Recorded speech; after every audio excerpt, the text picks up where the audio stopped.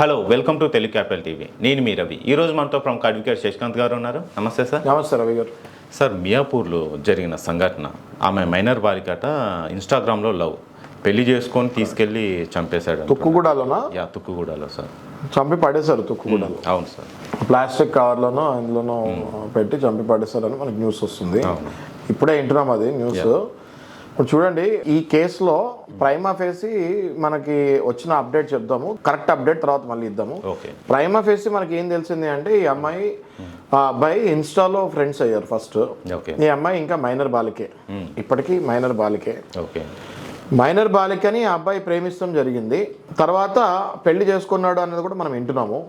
పెళ్ళైన 4 గంటలకే చంపేశాడు అన్నది ఇప్పుడు న్యూస్ వస్తుంది బయటకి. సేమ్ ఇట్లాంటి ఇన్సిడెంటే బాంబేలో మొన్న జరిగింది.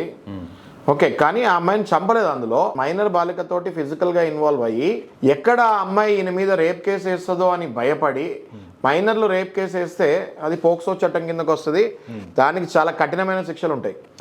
భయపడి ఆ అబ్బాయి బాంబేలో ఆ అమ్మాయిని పెళ్లి చేసేసుకొని చాలా తర్వాత చిత్రహింస పెడుతూ ఉంటే ఆ అడ్వకేట్ చెప్పాడు అన్నమాట, వెళ్ళి నువ్వు ఇమీడియట్గా పోక్సో కేసు అయ్యి, అది అన్యాయం చేశాడు నీకు అని పోక్సో కేసు వేస్తాం జరిగింది. హైకోర్టు చాలా సీరియస్గా తీసుకుంది, బాంబే హైకోర్టు. ఇప్పుడు ఈ కేసుని ఆ కేసుని నేను రిలేట్ చేస్తున్నాను. మైనర్ బాలిక కాబట్టి, మైనర్ బాలిక వెళ్ళి ఈయన మీద ఏమైనా కేసు వేస్తే అది పోక్సో చట్టం కిందకు వస్తుంది. కాబట్టి ఈయన ఆ బాంబే కేసు తోటి కంపేర్ చేసుకొని, అంటే పర్టికులర్గా బాంబే కేసే అనట్లేదు, ఆ చట్టంతో కంపేర్ చేసుకొని, ఈ నా మీద ఏమైనా పోక్సో వేస్తుందేమో ఈ అమ్మాయి అని భయపడి పెళ్లి చేసుకొని ఉంటాడు. పెళ్లి చేసుకున్న తర్వాత కూడా ఇంకా నేను ఈమెని తీసుకెళ్ళలేను, ఇంకా నేను ఎక్కడ పెట్టుకోలేను, ఈ వదిలితే ఈ అమ్మాయి ఎక్కడ బయట నిజం చెప్పేస్తుందో అని చంపేసి ఉంటాడు.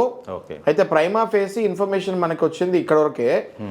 ఎందుకు అయింది, అసలు యాక్చువల్గా ఏం జరిగింది, ఇవంతా కూడా మళ్ళీ మనం అప్డేట్ చేద్దాం రవి గారు. Okay sir. ఓకే.